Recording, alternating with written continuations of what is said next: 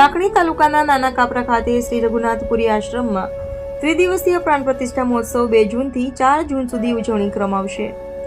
મળતી માહિતી પ્રમાણે સમગ્ર દેશમાં અનેક નામી અનામી સંતો, મહંતો અને સામાજિક અને રાજકીય આગેવાનો સહિત 18 આલમના શ્રદ્ધાળુઓ લાખોની સંખ્યામાં ઉત્તર ગુજરાતના બનાસકાંઠા જિલ્લાના લાખણી તાલુકાના નાના કાપરા ગામે પધારશે અને પરમ પૂજ્ય ધર્મધુરંધર શ્રી 1008 મહંત શ્રી રઘુનાથપુરીના શિષ્ય ભુવાજી કુરજીભાઈ ગુરુજી શ્રી રઘુનાથપુરીજી મહારાજની સાનિધ્યમાં ત્રિદિવસીય પ્રાણ પ્રતિષ્ઠા મહોત્સવ એવં 1008 કુંડાત્મક ત્રિદેવ સર્તમંગલમ મહાયજ્ઞ કરવામાં આવી રહ્યો છે, જેમાં આવનાર શ્રદ્ધાળુઓ માટે ભોજન પ્રસાદ અને રહેવાની સુંદર રીતે સગવડ કરવામાં આવી છે અને પંખા સાથે કુલર રાખવામાં આવ્યા છે, જેથી કરીને કોઈ વ્યક્તિ પોતે ગરમીમાં રાહત મેળવી શકે। ત્યારે હવે સંતો, મહંતો અને વીવીઆઈપી માટે એર કન્ડિશનર ગોઠવવામાં આવ્યા છે અને એમના રહેવા માટે સ્પેશિયલ ટેન્ટ, જેમાં એસી અને વોશરૂમ સાથે સોફા ઉપર બેઠકો રાખવામાં આવી છે।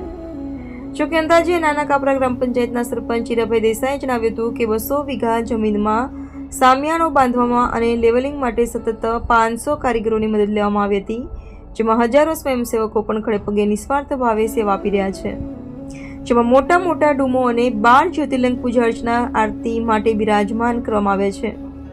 સમગ્ર ગુજરાતના અને બનાસકાંઠાના શ્રદ્ધાળુઓને હાર્દિક આમંત્રણ પાઠવવામાં આવ્યું છે।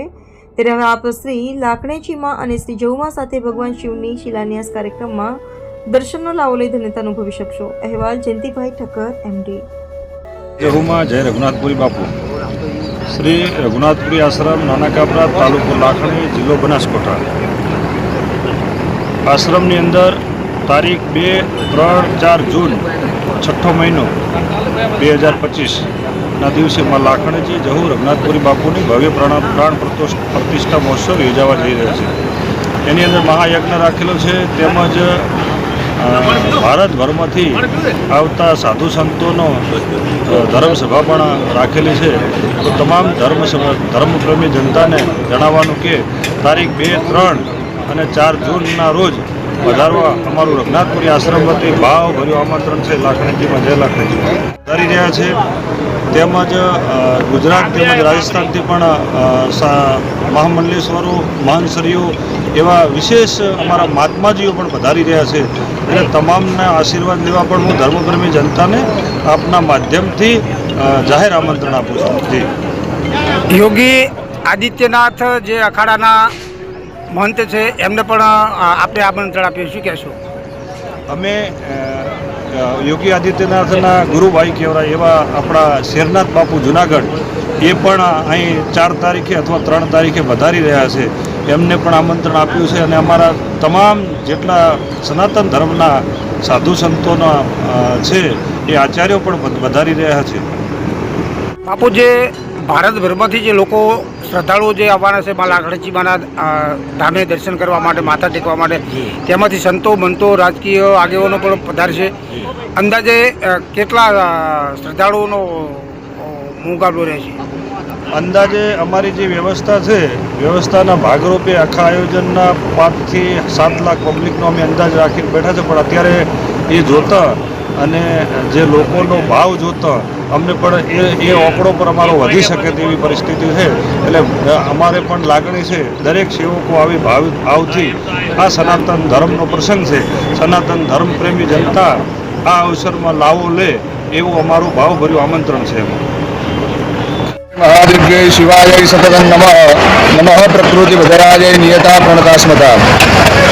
ત્રિદેવ પ્રાણ પ્રતિષ્ઠા મહોત્સવના આચાર્ય તરીકે હું શાસ્ત્રી યોગેશભાઈ ત્રિવેદી લવાણાવાળા અને મારા સહયોગી આચાર્ય પ્રકૃતિ શ્રી શ્રવણભાઈ, આ યજ્ઞની અંદર આચાર્યત્વનું મને જ્યારે સુકાન મળ્યું છે, ત્યારે મારી સાથે વૈદિક પરંપરાના જેવી રીતે અહીંયા મહાન સંતો વધારવાના છે, એવી જ રીતે મહાન પંડિતો પણ અહીંયા આવવાના છે કે જેમનું ગુજરાતમાં નહીં પણ ભારતભરમાં નામ છે।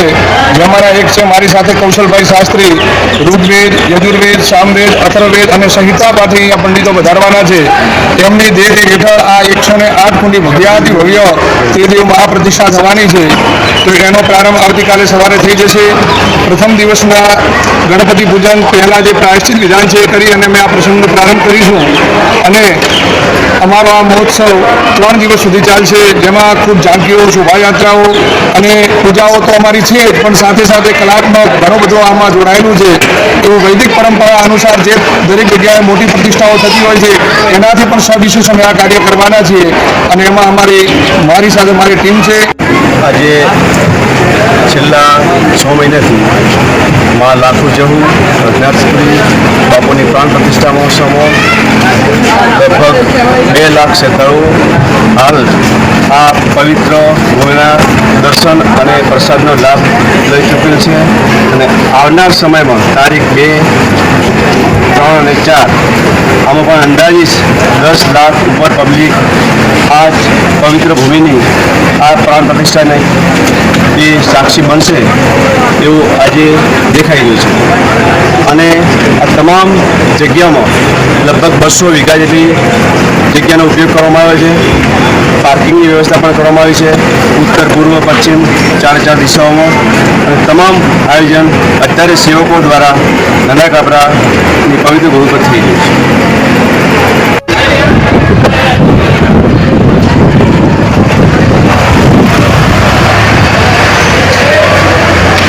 કાપરા ખાતે આટલો મોટો ભવ્ય સમિયાણો બંધાયો છે. માતાજીની પ્રાણ પ્રતિષ્ઠા મહોત્સવની જે ઉજવણી થઈ રહી છે તેની અંદર રાજકીય, સામાજિક અને દરેક શ્રદ્ધાળુઓ પધારવાના છે. શું કહેશો સાહેબ?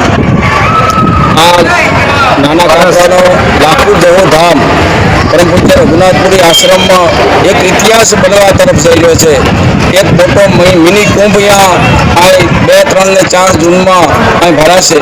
એ દરમિયાન જ્યારે આ કુંભ તો છે જ, પણ સાથે સાથે અમારા ભુવાજી કુંસીભાઈ ભુવાજી જે રઘુનાથપુરી આશ્રમમાં રઘુનાથપુરી બાપુના જે સેવક છે એમણે જે એક આ કાર્યક્રમ મોટો કર્યો. મોટો કાર્યક્રમ નહીં સાહેબ, પણ એક ઇતિહાસના પાના ઉપર અમર નામ થાય એવી એક અમારો ઇતિહાસ રચાઈ રહ્યો છે. 1008 કુંડાત્મક યજ્ઞ, અને એ 1008 કુંડાત્મક યજ્ઞના શાસ્ત્રોક્ત વિધિ વિધાન સાથે વૈદોક્ત મંત્રોચ્ચાર સાથે અમારા શાસ્ત્રી યોગેશભાઈ મારી બાજુમાં જ ઊભા છે એ એમના વિધિ વિધાનથી કરવાના છે. ત્યાં શાસ્ત્રોક્ત વિધિ વિધાન મુજબ ત્યાં એમની 4 તારીખે લાખોમાં, જહુમાં અને રઘુનાથપુરી બાપુનો ત્યાં પ્રાણ પ્રતિષ્ઠા મહોત્સવ ઉજવી રહ્યો છે. ત્યારે આ નાના કાપરા ગામ નાનું છે પણ સાહેબ ઇતિહાસ મોટો. નાના કાપરાની અંદર અમે બધા ભાગ્યશાળી છીએ કે માં લાખોને જે જવો અને પૂજ્ય રઘુનાથપુરી બાપુના દર્શન થયા અને આ પ્રસંગ માણવાનો અમને આનંદ એટલો બધો છે કે અમે ભાગ્યશાળી એના માટે છે કે અમારા કર્મની અંદર અમારા કંઈક વડવાઓએ પુણ્ય કર્યું હશે. આ ભૂમિ એક આવા યજ્ઞો થાય એના માટે કંઈક જાગૃત હશે. એના માટે અમે સૌ જે બાપુ લાખણીજીમાં, રઘુનાથપુરી બાપુ જહુમાં અને પૂજ્ય વંદનીય અમારા ભુવાજી એમના આશીર્વાદ અમારા ઉપર એમના અમે ખરેખર આભાર માનીએ છીએ કે બાપુના દર્શન અમારા નાના કાપરાની અંદર થયા અને આટલો મોટો ભવ્ય પ્રસંગ યોજાઈ રહ્યો છે. અંદાજે કેટલા વીઘાની અંદર સમિયાણો બંધાવાયો? આ લગભગ પાર્કિંગ સાથે 200 વીઘાનો છે. અંદાજે કેટલા શ્રદ્ધાળુઓ આવવાની શક્યતા છે? અંદાજે કેટલા શ્રદ્ધાળુઓ આવવાની શક્યતા છે? શ્રદ્ધાળુ લગભગ અમારો અંદાજિત ટાર્ગેટ 10 લાખ લોકોનો છે. અત્યારે હાલ આ અઠવાડિયાની અંદર લગભગ 2 લાખ લોકો તો દર્શન કરીને ગયા છે. 2 લાખ લોકો એટલે આ જે દર્શન કરીને ગયા છે એના